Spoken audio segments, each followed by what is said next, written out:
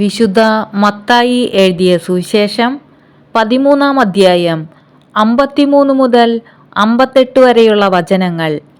സ്വന്തം നാട്ടിൽ അവഗണിക്കപ്പെടുന്നു. യേശു ഈ ഉപമകൾ അവസാനിപ്പിച്ച ശേഷം അവിടെ നിന്ന് പുറപ്പെട്ട് സ്വദേശത്തു വന്ന് അവരുടെ സിനഗോഗിൽ പഠിപ്പിച്ചു. അവർ വിസ്മയഭരിതരായി ചോദിച്ചു, ഇവന് ഈ ജ്ഞാനവും ശക്തിയും എവിടെ നിന്ന്?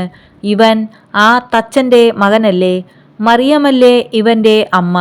യാക്കോബ്, ജോസഫ്, ശിമിയോൻ, യൂദാസ് എന്നിവരല്ലേ ഇവൻ്റെ സഹോദരന്മാർ?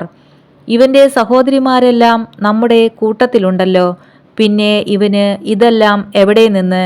അവർക്ക് അവനിൽ ഇടർച്ചയുണ്ടായി. യേശു അവരോട് പറഞ്ഞു, പ്രവാചകൻ സ്വദേശത്തും സ്വഭവനത്തിലുമല്ലാതെ മറ്റെങ്ങും അവമതിക്കപ്പെടുന്നില്ല.